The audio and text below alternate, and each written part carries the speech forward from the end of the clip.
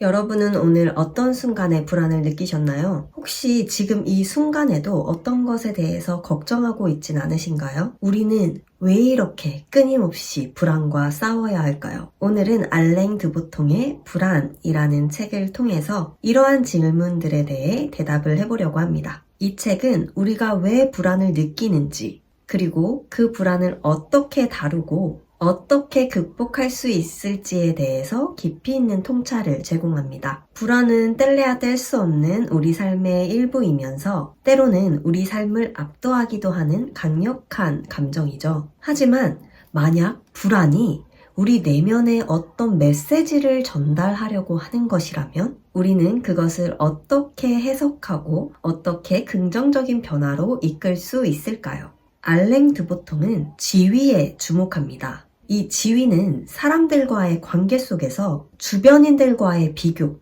타인의 시선으로 인해 발생하며 이게 바로 불안의 원인이 됩니다. 불안의 본질은 남들만큼 가지지 못함이고 또 그것을 가지고 있다고 하더라도 언제든지 잃을 수 있는 가능성이 있다는 겁니다. 다른 사람이 우리를 어떻게 보느냐가 우리의 자아상을 결정하기에 남들의 눈에 비친 자신의 모습 보는 것을 불안해합니다. 이 책의 일부에서 알랭 드보통은 불안의 주요 원인 5가지를 다룹니다. 첫 번째는 사랑 결핍입니다. 모든 인간은 타인의 인정과 사랑을 갈망하죠. 이 책에서는 사랑 결핍이 어떻게 우리 내면의 불안을 촉발하는지 이야기합니다. 사랑과 인정이 부족하게 되면 우리는 자신의 가치를 의심하게 되고 이는 궁극적으로 불안을 야기합니다. 예를 들어서 인스타그램에 게시글을 올렸는데 거의 반응이 없을 때 우리는 자신의 가치에 대해서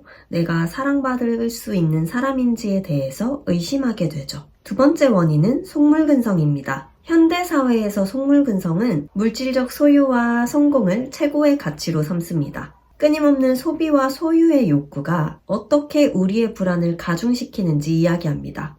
호화로운 생활 방식을 광고하는 광고에 계속 노출되면서 광고와 비슷한 경험이나 물건을 얻을 수 없을 때 우리는 우리 자신의 재정 상태나 생활 환경에 대해서 불안을 느끼게 되죠. 세 번째 불안 요소는 기대입니다. 우리는 현실보다 더 많은 것을 기대하며 삽니다. 이 책에서는 비현실적인 기대가 어떻게 우리에게 불안을 야기하는지에 대해서 이야기해줍니다. 더 많이 가져야 한다거나 더 완벽해져야 한다는 압박감은 우리를 불안하게 만들죠. 부모나 사회가 우리에게 최고의 성적을 요구하거나 좋은 직장을 들어가길 기대한다면 우리는 이러한 기대를 충족시키지 못할까봐, 그러면 우리는 가치가 없는 사람이 될까봐 불안해하죠. 네 번째 요인은 능력주의입니다. 현대사회에서 능력주의는 개인의 성공의 가치를 그들의 능력과 성과에 의존하게 합니다. 이런 사회에서 살게 되면 지속적으로 자신을 증명해야 되는 상황에 놓이게 되고 이런 상황이 우리를 늘 불안하게 만들죠. 우리 모두 실패의 두려움과 경쟁의 압박에서 살아가고 있습니다.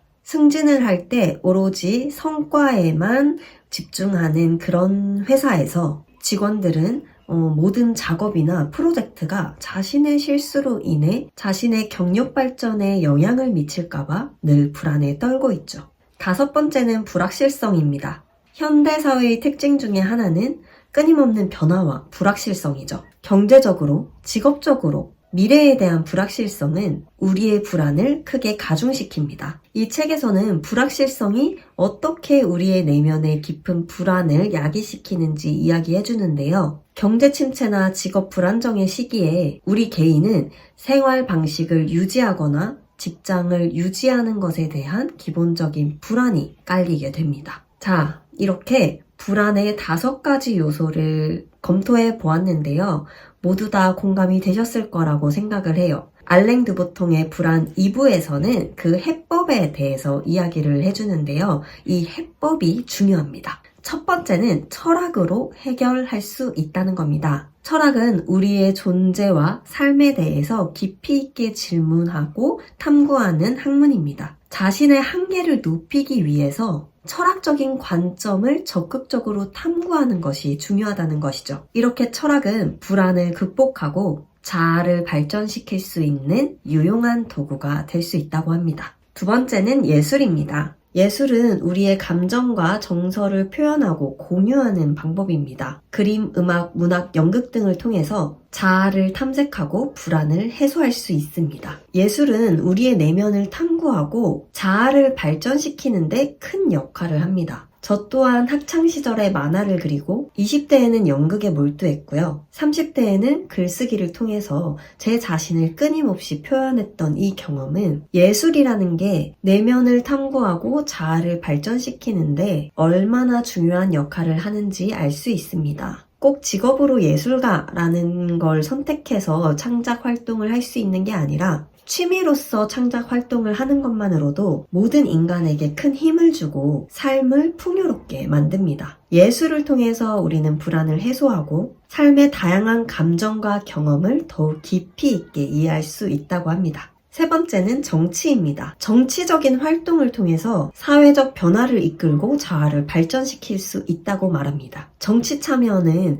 불안 극복의 방법 중에 하나입니다. 사회적 변화를 위해 참여하고 노력하는 것은 우리 자아를 더 큰 세계로 이끄는 힘입니다. 네 번째는 기독교입니다. 기독교는 희망과 믿음을 제공하며 이는 불안을 극복하는 데 큰 도움을 주죠. 신앙을 통해서 자아를 안정시키고 삶에 더 큰 의미를 찾을 수 있습니다. 이는 기독교에만 국한된 것이 아니라 다양한 신앙 체계에서 찾아볼 수 있는 보편적인 원리입니다. 신앙을 통해 개인은 불확실한 세상 속에서 희망을 발견하고 내면의 평화를 찾으며 자신만의 길을 찾을 수 있습니다. 다섯 번째는 보헤미아입니다. 보헤미아는 자유로운 정신과 창의성을 지향하는 문화적 공간입니다. 우리는 보헤미아적인 태도를 통해서 불안을 극복할 수 있습니다. 보헤미아적인 태도는 전통적인 규범이나 관습에서 벗어나서 자신만의 가치와 신념에 따라 삶을 살고자 하는 그런 사람들의 태도를 말합니다. 개인의 자유와 창조성을 중시하며 이를 통해서 일상적인 사회적 규범을 통한 압박에서